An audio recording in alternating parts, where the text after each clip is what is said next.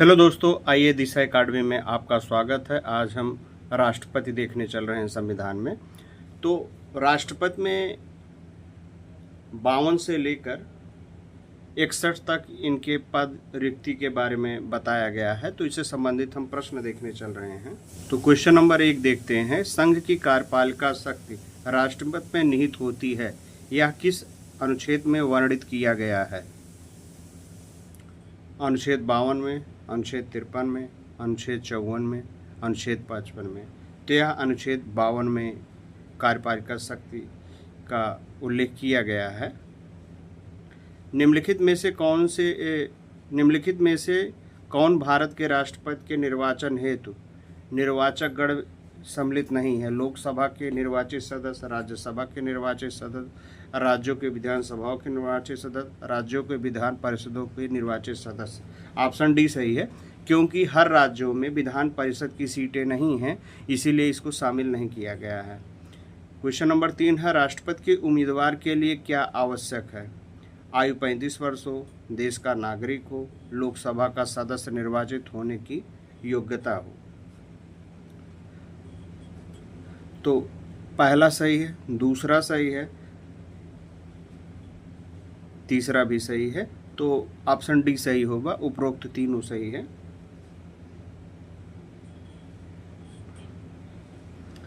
Question number 4 है। राष्ट्रपति 5 वर्ष तक अपने पद पर रहता है। अपने निर्वाचन की तारीख से, संसद द्वारा निर्धारित से, अपने पद ग्रहण करने की तिथि से, निर्वाचन आयोग द्वारा घोषित है। तो अपने पद ग्रहण की तिथि से वह 5 वर्ष रहता है। भारत का राष्ट्रपति अपना त्याग पर किसे संबोधित करके देता है? भारत के प्रधानमंत्री को, उपराष्ट्रपति को, लोकसभा स्पीकर को, सर्वोच्च न्यायालय के न्यायाधीश को। तो या दूसरे नंबर का देश में जो पद है उपराष्ट्रपति है, तो उपराष्ट्रपति को संबोधित करके त्यागपत्र दे देता है। भारत के राष्ट्रपति को उसके पद से हटाया जाता है लोकसभा द्वारा, भारत के मुख्य न्यायाधीश द्वारा, संसद द्वारा या प्रधानमंत्री द्वारा। तो यह संसद में प्रस्ताव लाकर 2/3 बहुमत से हटाया जाता है, जिसे महाभियोग कहते हैं।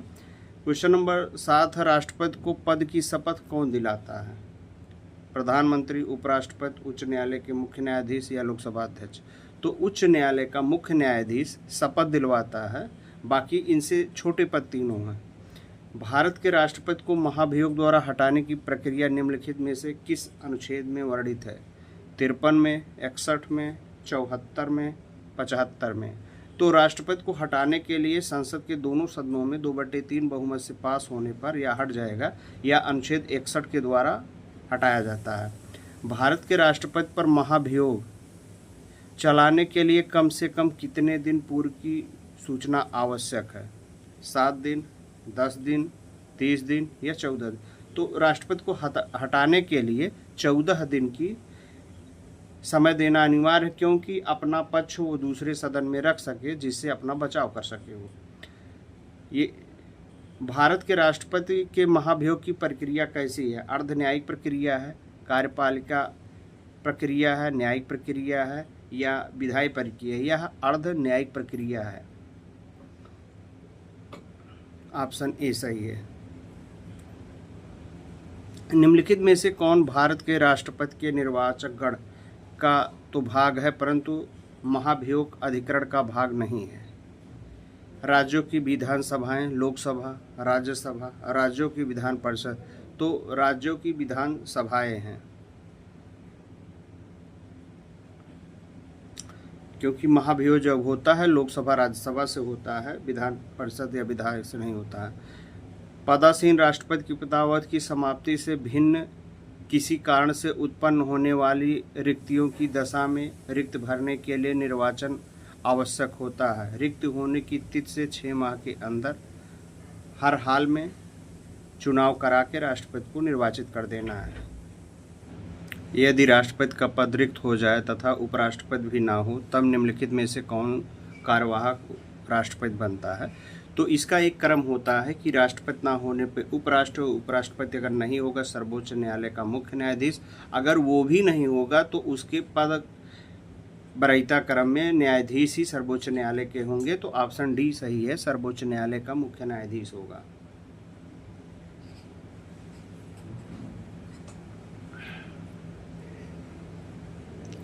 भारत क्वेश्चन नंबर 14, भारतीय संविधान में समस्त कार्यपालिका शक्ति किसमें निहित है? राष्ट्रपति में, प्रधानमंत्री में, मंत्रिपरिषद में, संसद में? तो राष्ट्रपति में ही निहित है, ये सभी सेनाओं का अध्यक्ष होता है। अनुच्छेद 108 के अंतर्गत लोकसभा और राज्यसभा की संयुक्त बैठक का आयोजित करता है, तो राष्ट्रपति ही करता है। 108 के तहत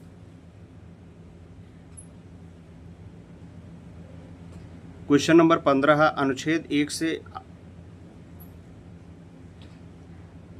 क्वेश्चन नंबर 15 है, अनुच्छेद 108 के अंतर्गत लोकसभा और राज्यसभा की संयुक्त बैठक आयोजित की जाती है राष्ट्रपति द्वारा, प्रधानमंत्री द्वारा, लोकसभा अध्यक्ष द्वारा, राज्यसभा अध्यक्ष। तो ये बैठक राष्ट्रपति द्वारा की जाती है, संयुक्त बैठक होती है। क्वेश्चन नंबर 16 है, लोकसभा एवं राज्यसभा की संयुक्त बैठक किसके द्वारा आहूत की जाती है? यह आहूत और निराहुत दोनों राष्ट्रपति के द्वारा की जाती है। 17 है, भारतीय संविधान के निम्न में से किस एक संशोधन द्वारा राष्ट्रपति को कोई भी मामला मंत्रिपरिषद द्वारा पुनर्निर्वाचित किए जाने के लिए वापस भेजने का अधिकार दिया गया है? 39वें, 40वें, 42वें, 44वें? तो 44वें संविधान संशोधन द्वारा इनको यह पावर दिया गया है, जो 42वें संविधान संशोधन द्वारा राष्ट्रपति का पूरा पावर इंदिरा गांधी ने समाप्त कर दिया था।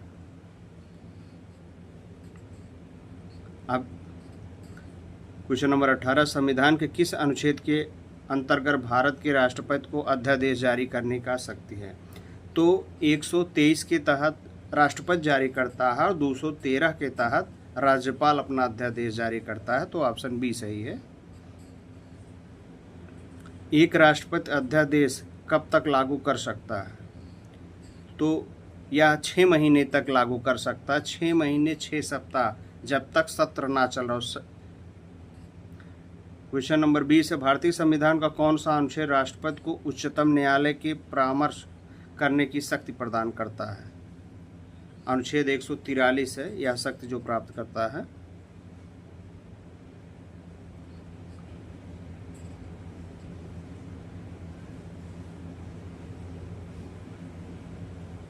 निम्नलिखित में से किस अनुच्छेद में राष्ट्रपति की क्षमादान की शक्ति निहित है? तो अनुच्छेद 72 में क्षमादान की शक्ति राष्ट्रपति की निहित है। इसके तहत सजाओं को कम कर सकता है। क्वेश्चन 22 है, राष्ट्रपति की क्षमा आदि की शक्ति एक है? विधायी शक्ति है, कार्यपालिका शक्ति है, न्यायिक शक्ति है? कोई नहीं, तो ऑप्शन सी सही है, यह न्यायिक शक्ति है। निम्नलिखित में से किसी भौगोलिक क्षेत्र को अनुसूचित क्षेत्र घोषित करने का संवैधानिक अधिकार किसे है? राष्ट्रपति को है, प्रधानमंत्री को है, राज्यपाल का है, उपराष्ट्रपति का? तो यह संवैधानिक अधिकार राष्ट्रपति को मिला हुआ है, क्योंकि राष्ट्रपति देश का सर्वसर्वा होता है, कोई भी काम होता है तो उसी के नाम पर होता है। भारत के राष्ट्रपति एकमात्र मामले में अपनी पॉकेट वीटो की शक्ति का प्रयोग किया, वह है हिंदू कोड बिल, पेप्सू वियोग विधेयक, भारत डाक घर विधेयक। तो यह भारत डाक घर विधेयक है, यह ज्ञानी जैन सिंह ने किया था। क्वेश्चन नंबर 25 है, निम्न वीटो शक्ति में से कौन सा एक अमेरिका राष्ट्रपति को प्राप्त है परंतु भारतीय राष्ट्रपति को नहीं? आत्यंतिक वीटो, विशेषित वीटो, निलंबन वीटो या पॉकेट वीटो? तो विशेषित वीटो भारत सरकार के राष्ट्रपति को नहीं प्राप्त था, ऑप्शन बी सही है। भारतीय संविधान के अध्यादेश का प्रावधान किस अधिनियम से लिया गया है? 1909, 1935, 1919, 1992? तो यह 1935 के अधिनियम से लिया गया। लगभग 250 अनुच्छेद डायरेक्ट लिए गए हैं। भारत के संविधान के किस अनुच्छेद के तहत राष्ट्रीय आपातकाल की उद्घोषणा राष्ट्रपति करता है? तो यह 252 के तहत करता है। उसके बाद सारी शक्ति राष्ट्रपति में निहित हो जाती हैं। संविधान के किस अनुच्छेद के आधार पर राष्ट्रपति देश में वित्तीय आपात की घोषणा करता है। तो वित्तीय आपात की घोषणा जो करता है 360 के तहत है, जो अभी भारत में नहीं लगा हुआ है।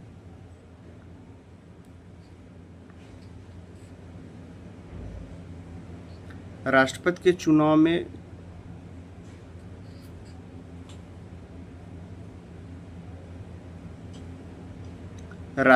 चुनाव में कौन भाग लेता है? संसद के दोनों सदनों के निर्वाचित सदस्य, राज्य विधानसभा के निर्वाचित एवं मनोनीत सदस्य, सभी केंद्र एवं शासित प्रदेशों के सदस्य। तो इसमें जो ऑप्शन है वो डी सही हो जाएगा।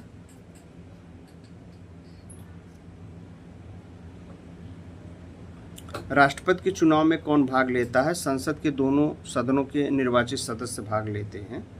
निम्नलिखित में से कौन सा कथन गलत है? तो राष्ट्रपति के चुनाव में राज्य विधानसभा में निर्वाचित सदस्य और मनोनीत सदस्य भाग लेते हैं, सही है। संघ की कार्यपालिका में राष्ट्रपति, उपराष्ट्रपति, प्रधानमंत्री, महाभियोग, महान्यायवादी शामिल है।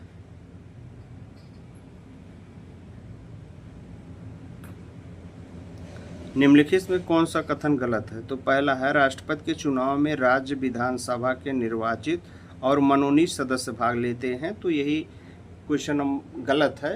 तो क्योंकि निर्वाचित मनोनीत सदस्य तो इसमें भाग लेते नहीं हैं, इसीलिए ऑप्शन ए गलत है। संघ की कार्यपालिका शक्ति में राष्ट्रपति, उपराष्ट्रपति, प्रधान, महान्यायवादी शामिल होते हैं, ठीक है। राष्ट्रपति पर संविधान का उल्लंघन करने पर महाभियोग चलाया जाता है, सही है। अनुच्छेद 56 में राष्ट्रपति के कार्यकाल के बारे में प्रावधान किया गया है, ये भी सही है।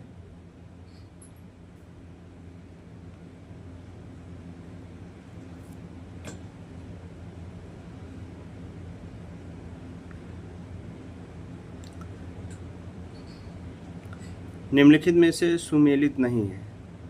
अनुच्छेद 54 राष्ट्रपति का चुनाव, ठीक है। अनुच्छेद 55 राष्ट्रपति चुनाव का तारीख है, ठीक है।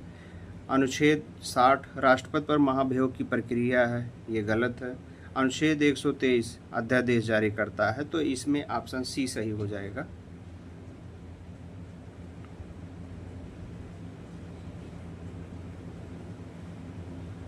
अनुच्छेद 60 का संबंध राष्ट्रपति की शपथ से संबंधित है। अनुच्छेद 32 से भारत का एक महान्यायवादी होगा, किस अनुच्छेद में लिखा गया है? तो अनुच्छेद 76 में किया गया है। राष्ट्रपति का पद किस तारीख से खाली माना जाएगा? कार्यकाल समाप्त होने से, त्यागपत्र देने से, सिर्फ महाभियोग के शुरू होने से। तो ऑप्शन डी हो जाएगा। ए और बी दोनों सही। कार्यकाल समाप्त होने से या त्यागपत्र देने से, उसी दिन से, या खाली माना जाएगा। राष्ट्रीय आपात की व्यवस्था किस अनुच्छेद में है? तो राष्ट्रीय आपात की व्यवस्था जो है अनुच्छेद 352 में है। भारतीय सशस्त्र सेनाओं का सर्वोच्च कमांडर कौन होता है? तो यह राष्ट्रपति होता है। सर्वोच्च कमांडर ही नहीं, पूरे देश का मालिक होता है। इसके बिना साइन के कोई भी कार्य नहीं पूर्ण माना जाएगा। ऑप्शन डी सही है। राष्ट्रपति पर महाभियोग की प्रक्रिया किस देश के संविधान से ली गई है? तो महाभियोग की प्रक्रिया अमेरिका से लिया गया है। संविधान के किस अनुच्छेद में राष्ट्रपति पर महाभियोग की प्रक्रिया का उल्लेख है?